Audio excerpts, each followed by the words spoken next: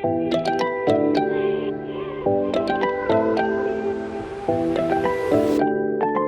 there, and thanks for joining me. Joe here with another image editing demo for you. And in this one, we're going to use an interesting technique to add some pop to images.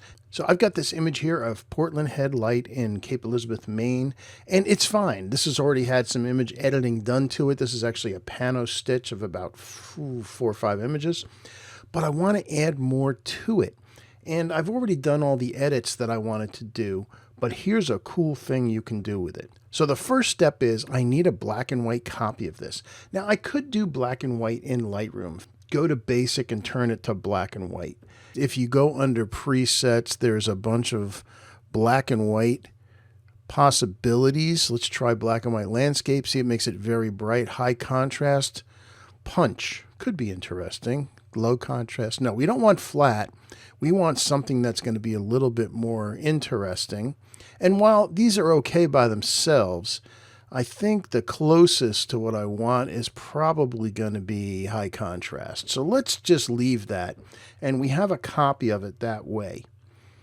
However, I'm going to go back to our original, because here's the black and white copy of it. I'm going to go back to our original and use a filter plugin.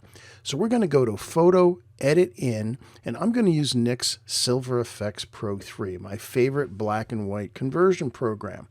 So let's send this into Nik. And again, here's our before-after slider. Let's move this over. Now there's a bunch of presets over on the left side. So let's scroll down and see if we find that's one that's interesting. Let's see.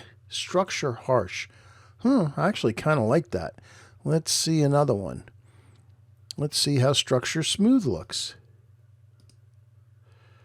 Ooh, I think I even like that better. I think that might be our winner, but let's keep looking. One of my default favorites for black and white is called Wet Rocks. So let's go down till we find Wet Rocks. Where is it? Wet Rocks. Let's see. Actually, no, I like that one better because the rocks aren't quite as dark. So fine, let's do that. We'll hit apply. I just want to use the basic preset for that, and that will create us a black and white copy. It will then send this back into Lightroom. Here's Wet Rocks. Let's compare that to the Lightroom. Yeah, the Lightroom one is this is just too dark for what my needs are going to be. I think that's going to work. So here's our original. Here's the black and white. And what I'm going to do is select both of them. So if we go up to grid, I'm going to select both of these, and we're going to edit this in Photoshop. And here's what we do. We go to Photo, Edit In. We don't choose Photoshop. We choose Open as Layers in Photoshop. So here's our color, here's our black and white. I'm actually going to reverse the order. I'm going to put the black and white on top. So there's the black and white on top of the color. And here's what we're going to do. This is the fun part. With this higher contrast black and white version, we're going to change this. This is called the blending mode. And we're going to change it to Luminosity. Maybe a little harsh. Let's turn it on and off, but look what it has done for the image. Actually, I really like it the way it is. Maybe I'll cut back a little bit. Let's bring the opacity down to maybe 80%. There's 75, 72, whatever.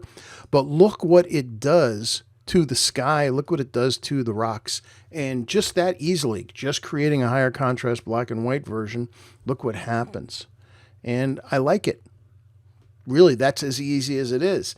I could flatten it. I'm just going to save it as is. That will send that back into Lightroom. And let's take a look and see what the effect was. Here is our original. There's the original done before. Here's our black and white version of it. This was using the Nik filter.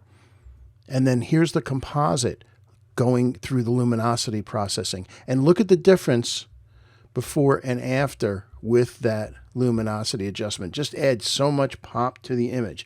So it just looks great as with that luminosity applied, but this is kind of it's a dark day. It was actually raining while we were here. And you can see there's all these people at the lighthouse. Well, no, they need to go. So I did bring it into Photoshop. I'm not going to show you how to do this today. We'll make this a separate demo, but I did get rid of them. So you can see, there we go. People, no people. Now it's just about the lighthouse on a gray day. So there you go, using a black and white copy of an image and putting it together with the color image and changing the blending mode of luminosity, then adjust the opacity to your taste, and you get a really cool result with a lot of impact. Give that a try. I think you'll be amazed at what you can do to your images, and adjust that opacity. It might be anywhere from 100% to 20%. That is going to be the right amount to add that pop back. Thanks for joining me. I wish you a great week, and I'll see you online again soon. Bye-bye.